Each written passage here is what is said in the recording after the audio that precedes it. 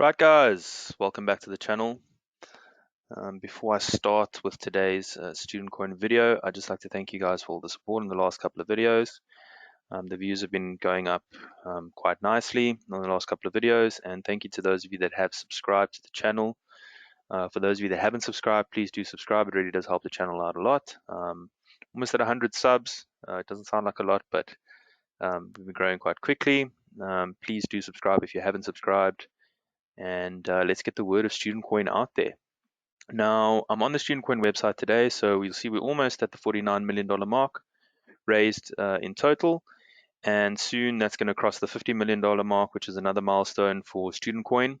And these phases are fast approaching the 150 mark. Now, I'll make a video tomorrow. I did speak about it yesterday about getting in as early as possible because this is at a reduced price still, and various reasons why I think it's going to sell out quite quickly. Now, I'll talk about a little bit about that tomorrow again, once hopefully we've reached the $50 million mark, which I'm sure it will. And then also, potential scenarios of what could happen after it lists. So I know a lot of people are worried about the price just suddenly dropping and people just trying to sell off their profits. And today we'll cover a little bit about that and why I think that, it could happen in all honesty, but why I think, with what Student Coin is implementing, it should stabilize the price quite a bit. So yesterday, one of my subscribers, CCX, actually pointed out. Thank you for pointing that out. I went and confirmed on Telegram about something new, or not new really, but just an advancement in some of the plans of Student Coin in terms of staking. So if you go to the long-term roadmap, over here, previously they had stated that in June they'd be launching the STC exchange along with the dividend and staking. Now, yesterday on Telegram, we saw that they had confirmed that there is the launching of staking as well in May. So this to me is newish news. But this is an initial staking process, a limited staking process, and then the full staking process will take place in June. Now, for those of you that don't know what staking is, a lot of you might be more familiar with proof of work, which is mining. Staking forms part of proof of stake. Now, there's a very good video actually on Binance Academy. I'll link that in the description, explaining exactly what proof of stake is. And then there's a very good article which I'm going to pull up now for you guys on proof of stake. So I'm going to just briefly skim through this about what proof of stake is. So proof of stake concept shares that a person can mine or validate the blockchain transactions, or validate block transactions according to how many coins he or she holds. This means that the more Bitcoin or altcoin owned by a miner, the more mining power he or she has. That is true to an extent, but there are measures in place that stop someone from actually dominating staking pools. So look at some of the key takeaways. Proof of stake, Bitcoin miners can mine or validate block transactions based on the amount of Bitcoin. So this is a Bitcoin example a miner holds. Proof of stake was created as an alternative to proof of work, which is the original consensus algorithm blockchain technology used to confirm transactions and add new blocks to the chain. Proof of work requires a huge amount of energy, with miners needing to sell their coins to ultimately fit the bill. Proof of stake gives mining power based on the percentage of coin held by a miner. Again, true, we'll come to some reasons or some ways that there is contingency for someone not to dominate it. Proof of stake is seen as less risky in terms of the potential for miners to attack the network as it structures compensation in a way that makes an attack less advantageous for a miner. I don't know why I'm reading so weirdly today. So they go on and say it was as an alternative of proof of work, and essentially there's a lot of inherent issues with it, and you can go read up a bit about proof of work and mining over here. And basically it takes a lot of energy. I know mining in the beginning was sort of worth it, but I mean it could power up to 1.57. It hasn't really become worth it anymore. So also, they say proof of work is susceptible to a tragedy of commons. Now, a tragedy of commons is the potential at a future point in time when there will be fewer Bitcoin miners available due to little to no block reward for mining. The only fees that will be earned will come from transaction fees, which will also diminish over time as users opt to pay lower fees for their transactions. With fewer miners than required mining for coins, the network becomes vulnerable to a 51% attack. Now, this is very important because proof of stake doesn't allow for this, which we'll see, or has contingencies for this, let's say. A 51% attack is when a miner or mining pool controls 51% of computational power of the network and creates fraudulent blocks of transactions for himself while validating the transactions of the others in the network. With a proof of stake, the attacker would need to obtain 51% of the cryptocurrency to carry out a 51% attack. The proof of stake avoids this tragedy by making it disadvantageous for the miner with a 51% stake in a cryptocurrency to attack the network. Obviously, because you're going to drop the price, it would not be in your best interest, as they say, if you hold a majority share, to then drop the price. If the value of the cryptocurrency falls, this means that the value of the holding will also fall, so majority stake owner will not be incentivized. Okay, so this is in a nutshell what it is. You can go read up about it. And then in the Binance video, if you guys go read up on that, it's quite a good video, the Binance Academy, which I'll put a link in the description. Basically, they say that proof of stake allows you to reach a consensus. It's another consensus reaching mechanism. And they do, like it says in the article, the size of the stake determines your chances of being reached as the next validator, but there are also other factors, like staking age in there and coin age. Now, okay, like it says in this article over here, if you own 3%, just get that portion where they explain the 3%.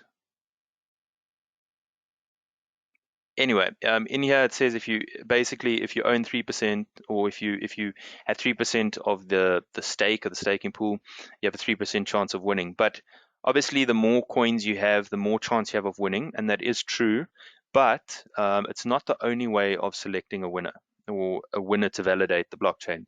It's also got to do with your coin age, and then there's also a randomized selection, because obviously then, if it's just based on coin size, first of all, you've got the 51% domination risk, and then also you just keep winning if you've got the more coins you have, and it wouldn't be truly decentralized. So also your coin age gets reset after selection, so the age gets set to 0.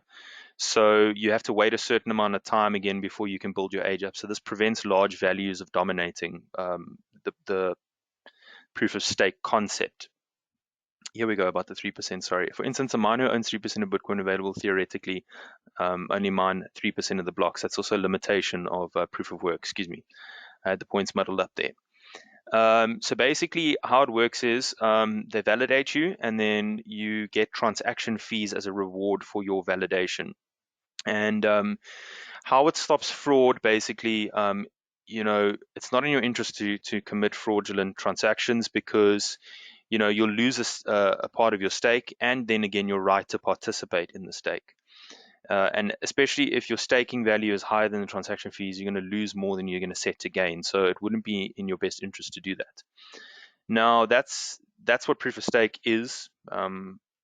In a nutshell. Why I think Student Coin introduced proof of stake first is because it basically stops, if you keep your coins in a staking network or staking pool or using proof of stake, basically it consolidates the price, because you're less likely, if you lock your coins in, you're less likely to go and sell and want to trade, and really all these things that cause a price of a coin to go up and down.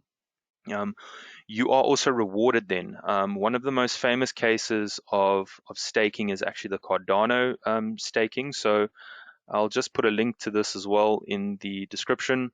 And then they also go and say here it provides you with rewards and market price gains and everything. But it's a way, one, to validate the blockchain, and it's a better way to validate the blockchain, in my opinion, than proof of work. But then also it incentivizes you to keep your coins and keep the price stable. So you can either run a staking pool or delegate your stake to a staking pool.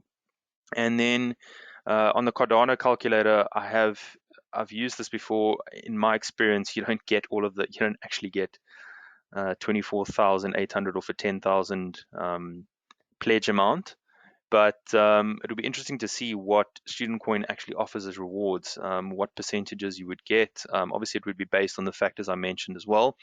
But it's a good way, essentially, to earn extra Student Coin, and they don't necessarily have to reward you in more coins per se and put more coins onto the network. It will come from transaction fees. So you don't have to dilute the market cap with more coins. Basically, the transaction fees will cover your rewards.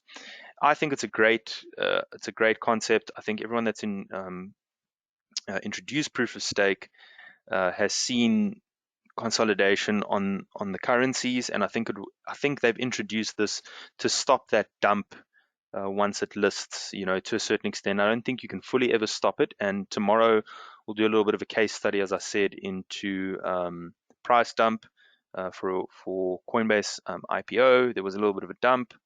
There's various factors into it, but I'll cover that tomorrow. But basically, I think this is great. I think the moment we're able to actually run staking pools and delegate your coins, I'll let you guys know about that. I'd be pretty interested to start a staking pool. Let me know if you guys would like to join a staking pool. You guys going to delegate? Are you guys going to pledge to a staking pool, or you want to run it yourself? What are your guys' thoughts on staking? And if you've got any more questions, please pop them in the comments. Please, again, like this video, share, comment, subscribe. And again, I really do appreciate the support. I'll put links to in the description to everything I've spoken about today. I thought I'd just give you guys this quick news and a quick little run through of a very, very brief run through of proof of stake. If you have any questions, as I said, please pop them in the comments. And let me know what your guys' thoughts are. Are you going to buy more Student Coin? Are you guys happy to wait and pop it into a staking pool? What are you guys overall feeling? When do you think we're going to reach the 150 phase mark? And all of you that haven't signed up to Student Coin just yet, I've got a link in the description for an extra 5% on referral and some links to my previous videos. So thanks again for watching, guys. I'll be back tomorrow with a video on the remaining phases left, and what I think potential scenarios could be for once the coin lists, and what you guys could look at doing once it does list. Once again, I'm not a financial advisor. I'm not a financial professional. These videos are only for educational purposes, and you should always do your own research before making any decisions with regards to cryptocurrency, stocks, any financial decisions. Please do your own research. Thanks again, guys. Cheers.